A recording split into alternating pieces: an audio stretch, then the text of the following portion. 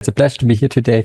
My name is Andreas Riedl from LMU Munich, and also on behalf of Thomas Harnisch, who can't be here today, I'm happy to present a study today that we conducted within the project REMAT, Resilient Media for Democracy in a Digital Age, who you might have heard of already, who also organizes this conference. In contrast to some other presentations, it's less explicitly about regulation, but it offers some essential insights about the different content producers and their semi-professional ambitions we are dealing with in today's hybrid media systems, based on a comparative we conducted in 8 European countries. Our starting point is that there's a range of kind of new actors which increasingly shape the public sphere. While some time ago it was mostly professional journalism that informed citizens about relevant issues, about relevant events, the boundaries of what we define as traditional journalism today are blurring by and by. There's a range of kind of new actors that have entered the field, and they have been conceptualized as alternative media, as interlopers, or because they resemble journalism in some ways, but they depart from it in others. We follow a theoretical approach by Eldridge here and argue that there is a core of traditional journalism and that we can understand these new entrants to the field as populating a periphery around traditional journalism. Accordingly, there are different axes that demarcate the core and the peripheries. As Maris and Harnisch put it, one axis runs between orthodoxy and heterodoxy, depending on whether traditional journalistic values or whether they oppose them. And another axis runs between autonomy and heteronomy, because these entrants to the field also bring new influences to the field, because they might produce content for political actors, or they might have their own ideological ambitions. As an important concept in this context, we see professional journalistic role orientations, because as discursive constructions of journalism's institutional identity, they tell us whether peripheral journalists aim to uphold functions that we know from traditional journalism or not. This is not only important to understand peripheral actors as such, but we also expect them to compete with traditional journalism over discursive authority, and they can therefore change the journalism field itself. So, although we think it is important to understand the ambition of peripheral journalists, systematic knowledge is limited so far, and that is exactly the gap that we want to address with our study. So, who are the actors here? We defined 5 different groups of peripheral journalists, which are conceptually more or less distinct and which can be found in all countries of our study. First, there are alternative media. They take an antagonistic approach towards journalism, replace the idea of objectivity with kinds of advocacy, and they proclaim to be a corrective against the so-called mainstream press. Second, and quite contrary, there are fact-checkers who do their work as a reaction to dis and misinformation, who try claims, and thus they enact traditional journalistic values like accuracy and transparency. Third, there are news startups who are the result of an organizational reconfiguration of journalism, because they try to find new ways to organize and partly also to fund journalistic work. It's not easy to distinguish startups from younger traditional outlets, but we can expect them to contribute a kind of a moment of differentiation, as Usher and Kammer put it. They needs being solved by providing a novel innovation. Fourth, there are social media influencers who represent peripheral journalists who create personal brands and who have a significant number of followers for whom they produce content and with they interact.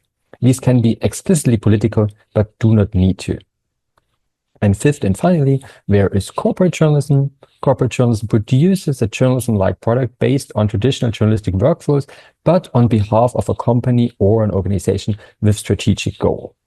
So these, which we understand as peripheral journalists, and for which we want to know, first, to what extent they follow traditional journalistic roles in an orthodox way, or whether they oppose them in a heterodox way. We want to know what influences they perceive compared to traditional journalists, and as a result, what degree of autonomy they enjoy. To answer our research questions, we work with survey data from professional and peripheral journalists. The data on traditional journalists journalism study, which we collaborated with. They sampled professional journalists based on a two-step random sampling procedure to achieve highly representative data. In the 8 countries of our study, Spain, Austria, Czech Republic, Germany, Belgium, the UK, Ireland, and Norway, more than 5,000 journalists participated in the survey between 2021 and 2023. The data on peripheral journalists was collected by us and by our REMET partners. While it's kind of a precise population of peripheral actors as the World of Journalism study did with traditional journalists, we sampled for contexts of content producer that resemble our theoretical definitions of the 5 subsample. All in all, 647 peripheral journalists participated in our survey, which was in the field between 2023 and 2024. So before, our measures, we measured journalistic role orientations based on 24 validated items from a World of Journalism study, point Likert scale, and we calculated formative indices for 6 core functions within the political life and 1 index for functions within everyday life, based on a taxonomy by Hanich and Voss. We measured perceived influences with 20 items and calculated indices for 6 domains of perceived influences based on prior work, and we measured perceived autonomy based on 2 items and also calculated a formative index out of them. So, answering the research questions, I brought you a quick overview over peripheral journalists' background. We see that some of them are somewhat younger than journalists in traditional outlets, especially social media influencers, fact-checkers, and journalists at startups, while the share of women is relatively comparable, with the only exception of corporate journalism employing a clearly higher share of women and alternative media being a clearly male-dominated domain. Peripheral journalists have a predominantly academic background, as traditional journalists have, with only influencers being a bit less highly educated. So all in all, the expectation that peripheral journalism necessarily increases the diversity within the field does not really prove correct in the light of our data. Interestingly, the vast majority of peripheral journalists are somewhat relational to traditional journalism. The clear majority of them have professional experience in at least partly feel as journalists, and or they think that what they do is of journalistic nature. Social media journalists, and to some extent also corporate journalists, are the exception here, but also in their case, it's still a considerable share of respondents who report to be in relation with traditional journalism. Moving to the journalistic role orientations, we can see that all groups of peripheral journalists, with the only exception of fact-checkers, endorse informational instructive roles. These are roles based around the information of citizens on the aim to allow them political decisions to a significantly lower extent than traditional journalists. At the same time, most of them show similar support for analytical deliberative roles, for instance, providing analysis and discussing future implications of events, compared to traditional journalism, with only corporate journalists supporting them less and content producers, alternative media supporting them more. When it comes to critical monitorial roles, acting as a classical watchdog, particularly social media influencers and corporate journalists have lower levels here, with only fact-checkers scoring higher than traditional journalists. Consequently, all groups, besides the fact-checkers, show significantly higher approval of advocative radical roles, which, for instance, include more interventionist aspects like influencing public opinion, but also aspects like speaking on behalf of the marginalized. While there are no differences with respect to developmental educative roles, for instance, educating the audience and promoting peace and tolerance, also collaborative facilitative roles, that means acting as a collaborator, as a mouthpiece of a governing, are only stronger supported among corporate journalists compared to traditional journalists, which might be due to the fact that also generally political actors like party media are part of this group. Interestingly, sometimes the concern that actors like social media influencers might contribute to a depoliticization of the public sphere, none of the actors group support roles connected to the domain of everyday life for instance, providing entertainment or providing relaxation, as traditional journalists do, with particularly alternative media content producers and fact-checkers showing significantly weaker support here. With respect to the perceived influences, and there's no significant difference for political influences, for instance, stemming from politicians or from government officials, which is remarkably given that also party media, for instance, is part of a sample. At the same time, all groups of peripheral journalists perceive a lower level of economic influences, for instance, profit expectations or advertising considerations, which particularly applies to alternative media, fact-checkers, and corporate journalists.